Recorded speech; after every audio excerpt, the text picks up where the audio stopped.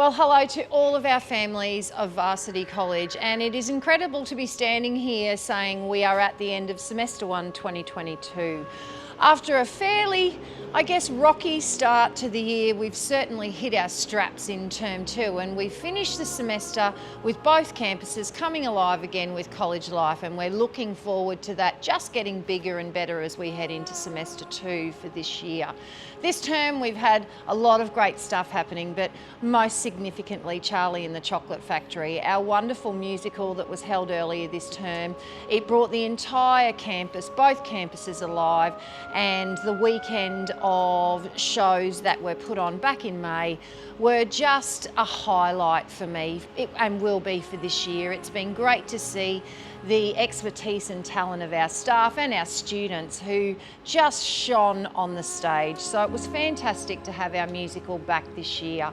We have had a lot of other things happening across the college.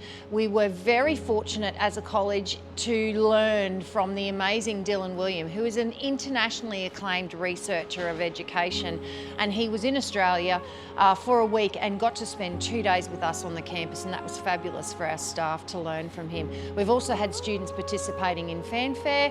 We've had lots of sport happening with a lot of state championships for school sport happening around the state, and a number of our students being involved in those. And we really are moving into a space where I think school life is starting to become the way it was, which is great for everybody. It's great for staff and it's great for students, and I'm looking forward to all of our amazing events that we've got happening next term. Most importantly, our Week of the Arts, which is coming up very, very quickly at the start of the term, and our Arts Under the Stars evening. We're really hoping that as many of you can join us on that evening. As we head into the holidays, I do want to say a very big thank you. I want to say thank you to families for once again being flexible and just adapting to the ways that we've had to do things. I'd like to say a very, very big thank you to staff. It is such a big job teaching, and I know that we do have holidays, and I know that, there's no weekend work, but to say that teachers don't work at night or don't work on weekends is just inaccurate. Coming through being a teacher myself, many of my weekends and nights were spent planning and marking and working on lessons for students so that when we get in the classroom, everything works well.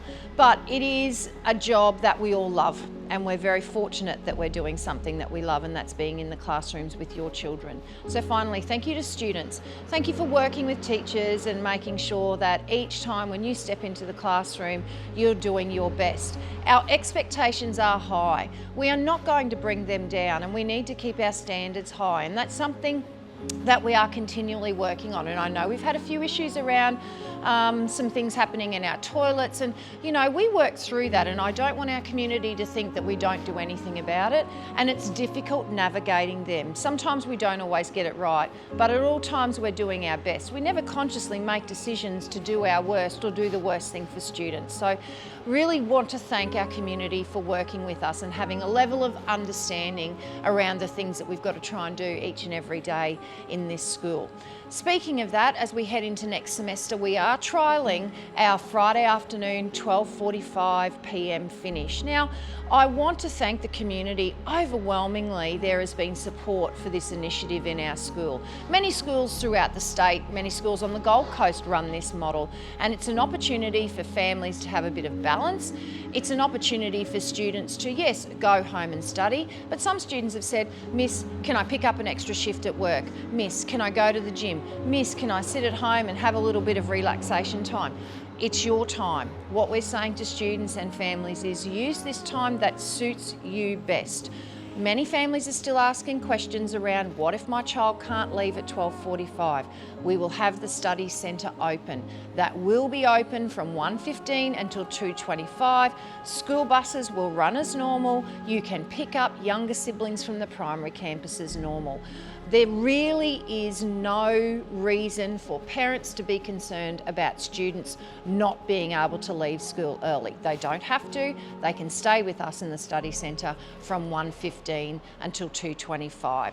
That being said, I've spoken to businesses. They are very appreciative of me letting them know about the fact that next term from 12:45 on Fridays, there will be students that will be using their outlets to buy lunch, and we will, as leaders, be very vigilant visible in Varsity Parade, making sure that our students are being respectful and treating those businesses and using them well. I'm sure everyone's happy about that little bit of extra freedom, and it is about creating independent and responsible young men and women. So it's a learning curve there as well.